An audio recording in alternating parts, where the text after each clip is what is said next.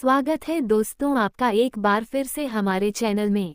आज हम आपके लिए लेकर आए हैं एक भावनापूर्ण कहानी जिसका नाम है स्वर्ग से सुंदर। शादी के बाद पहली बार मायके में आई आरोही अपने मम्मी सुधा और पिता मोहन बाबू के साथ शाम की चाय का लुत्फ उठा रही थी। सामने टीवी पर चल रहे सीरियल को देखकर अचानक ही वह बोली, सच मम्मी, मुझे तो आज तक ये समझ में नहीं आता कि आखिर यह सास बहू का झगड़ा क्यों होता है। अरे अपने बेटे के लिए हर सास स्वयं ही तो लड़की पसंद करती है, लेकिन जब वही लड़की बहू बनकर घर आ जाती है फिर वह अच्छी नहीं लगती। सभी सासुमाँ ऐसी ही होती हैं। कयून कुछ हुआ क्या? वहाँ सब कुछ ठीक तो है ना?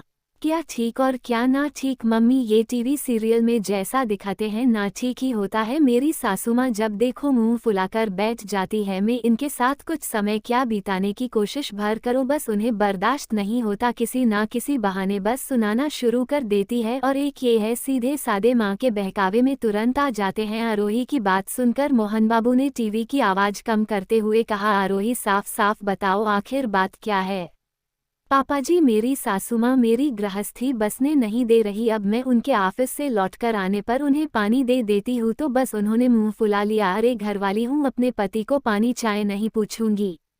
उस दिन मन हुआ तो पिज्जा मंगवाकर खा रही थी। अब वो ठहरी बुढ़िया पिज्जा बर्गर नहीं खाती तो अपने लिए मंगवाकर खा रही थी, और ऊपर से ये आ गए तो मैंने उन्हें थोड़ा सा पिज्जा खिला क्या दिया, तब भी मुंह बनाकर बैठ गई। अब हमारी शादी हुई है और अगर कपल्स साथ में टाइम स्पेंड नहीं करेंगे तो ओह, मैं सब समझ गया आरोही, जो तुम समझ रही हो वैसा कुछ भी नहीं, मोहन बाबू ने कहा। तो सुधा ने उन्हें हैरानी से देखा और फिर पूछा, क्या समझ गए? और वो ठीक ही तो समझ रही है। आखिर समधन जी कयून दोनों के बीच में घुसने की कोशिश कर रही है।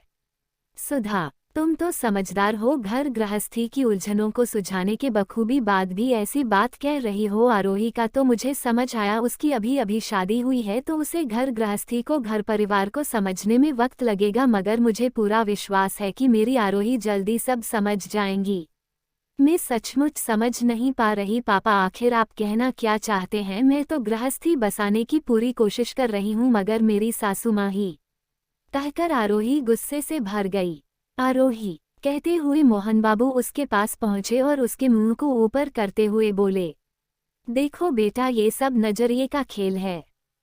इसे ऐसे समझो मानो एक माली ने एक पौधे की जी जान से देखभाल की, और जब वो पौधा एक वृक्ष बन गया और फलने फूलने लगा तब अचानक एक अनजान नया माली आया और उसने झपट्टा मारकर उस वृक्ष पर अपना कब्जा कर लिया। अब बताओ भला पुराने माली को यह नए वाला माली कैसे पसंद आ सकता है? मोहन बाबू की पहेली नुमा बात सुनकर आरोही हैरतअंगेज नजरें लिए उनसे बोली, क्या मतलब पापा? मैं समझ नहीं पा रही।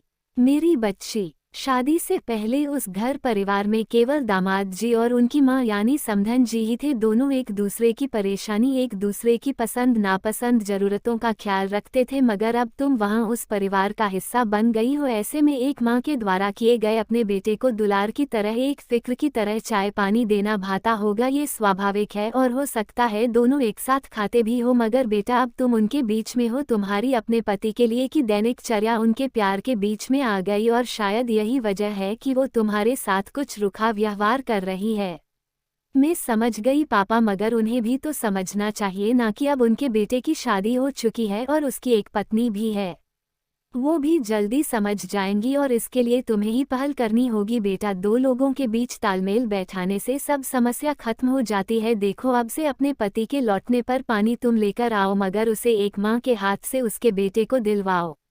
जब भी बाहर से कुछ मंगवाओ तो एक बुजुर्ग माँ की इच्छा का मान करते हुए मंगवाओ। तुम देखोगी वो तुम्हें कभी भी किसी भी चीज़ के लिए मना नहीं करेगी, बल्कि स्वयं सामने से मंगवा कर देगी। बेटा, ये जो उम्र होती है ना बुढ़ापे की, इसमें इंसान सिर्फ अपनापन और वक्त चाहता है और कुछ सम्मान, इसके अलावा और कुछ नहीं।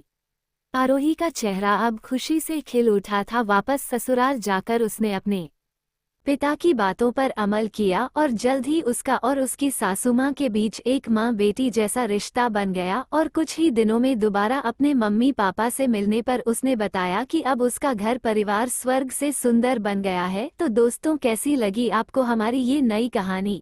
आप वीडियो को लाइक कर कमेंट में बताएं। साथ ही नई कहानी पाने के लिए चैनल को सब्सक्राइब करना ना भूलें।